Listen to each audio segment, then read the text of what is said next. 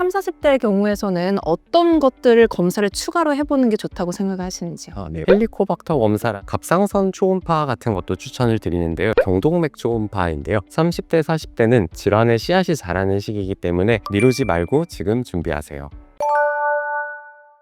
네, 원장님 그런 건강검진 도대체 왜 중요한 걸까요?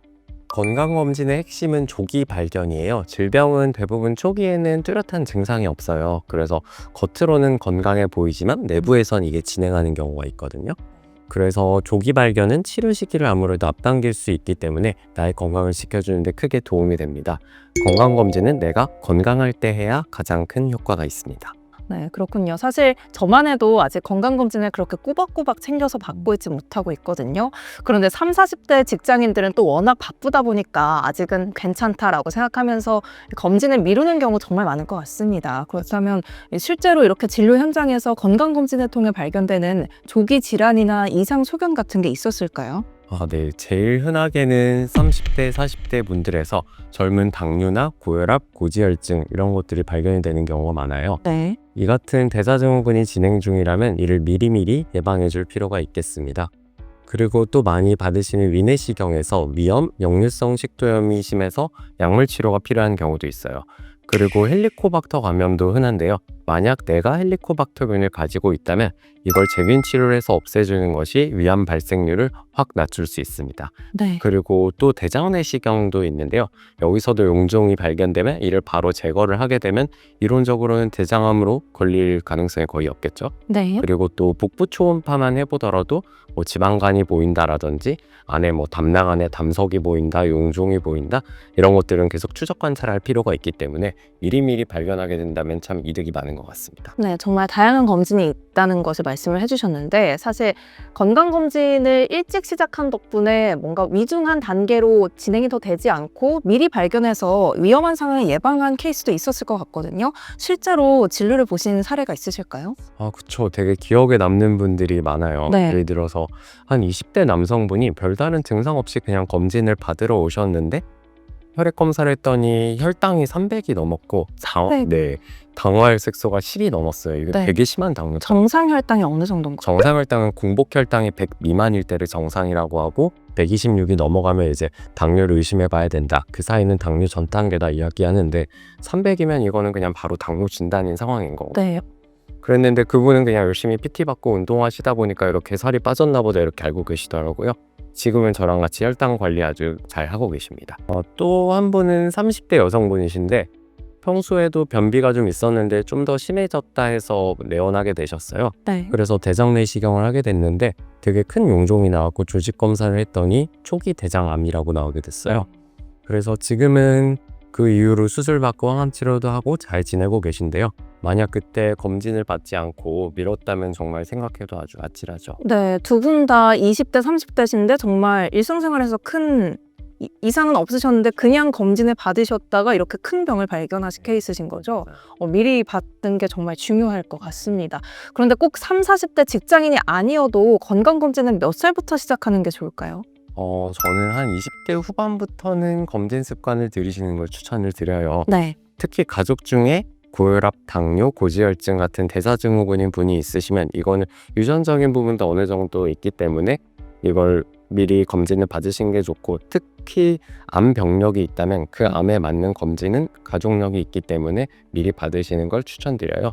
보통 국가검진이라는 거는 기본적인 혈액검사, 엑스레이, 소변검사 이런 것들인데 이런 건 만 20세부터 제공이 되는데 보통 직장 다니기 시작하면서는 어느 정도 조금 더 보강해서 하는 검진을 추천드립니다. 네, 20대 후반부터 시작하는 게 좋은데 그러면은 그 검사의 주기는 어떻게 가져가는 게 좋을까요?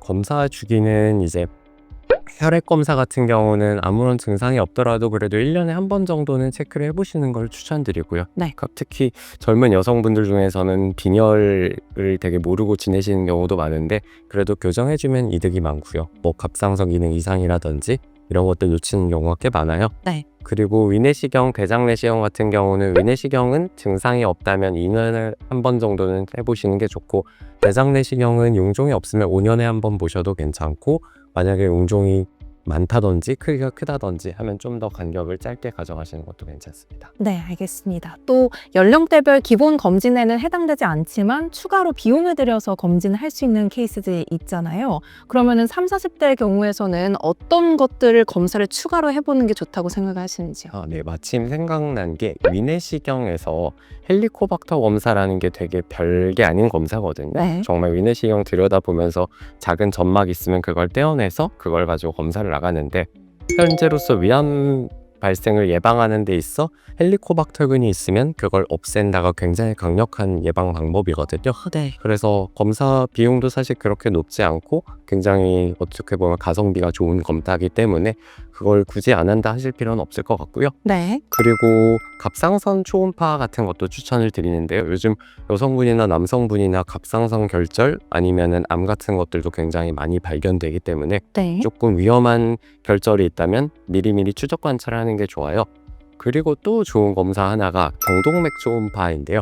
이거는 고혈압이라든지 당뇨라든지 고지혈증 같은 이런 대사증후군이 있는 경우 동맥경화 진행 여부를 되게 가늠해 볼 수 있는 검사이거든요. 네. 그래서 이게 경동맥 초음파라는 게 뇌로 올라가는 혈관을 관찰하는 거고 이게 뇌 안쪽에 있는 혈관의 어느 정도 동맥경화 상태를 가늠해 볼 수 있는 좋은 검사예요. 네.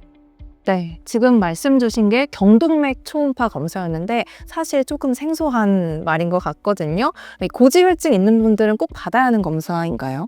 네. 특히 고지혈증이 있으면 꼭 필요한 경우가 되게 많아요. 네. 이제 콜레스테롤 수치는 혈액 검사를 통해서 알 수는 있는데 이게 뭐 예를 들어 LDL 콜레스테롤이 높다 이런 것들이 실제로 내 경동맥 자체가 매우 두꺼워져 있는 상황인지 네. 뭐 안에 혈전 덩어리 같은 것들이 있는지 이런 걸 직접적으로 알기는 어렵거든요. 네. 그리고 높다 해서 무조건 여기가 막히거나 이런 상황이라고 할 수도 없는 거고요. 그래서 간단한 검사이고 아프지도 않고 위험하지도 않고 되게 장점이 많은 검사라서 가볍게 봐서 안쪽에 막힌 상태를 파악해 볼 수가 있어요. 네.